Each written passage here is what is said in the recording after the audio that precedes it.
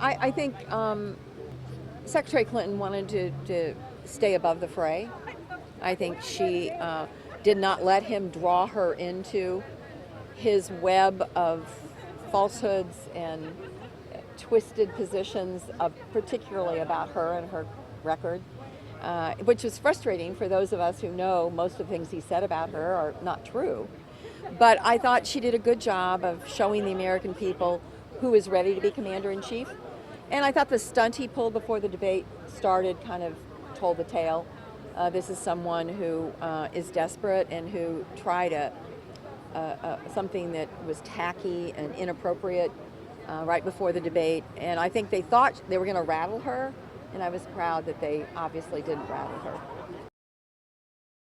I feel pretty strongly that this is a very stark comparison between these two candidates. And I think if you have to turn down the television in a presidential campaign so your children don't hear what has been said, that's an indication that we are on the wrong path. And I think we need to think about the face that we present to the rest of the world.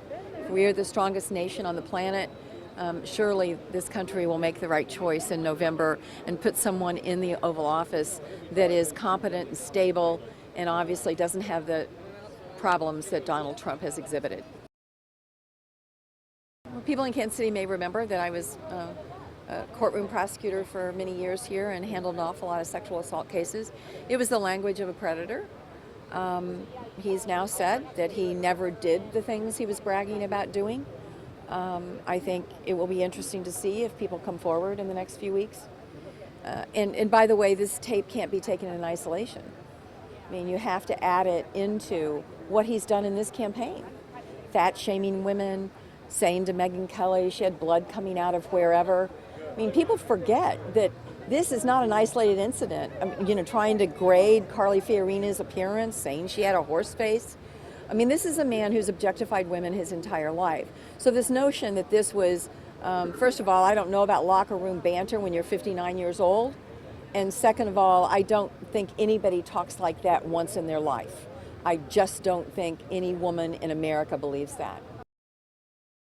It would be problematic if Donald Trump won, because for the first time in history, we have a presidential candidate saying, if I become president, I'm going to put you in jail. I mean, that's what happens in countries that don't have a respectful change of power in a democracy. That is what happens in banana republics.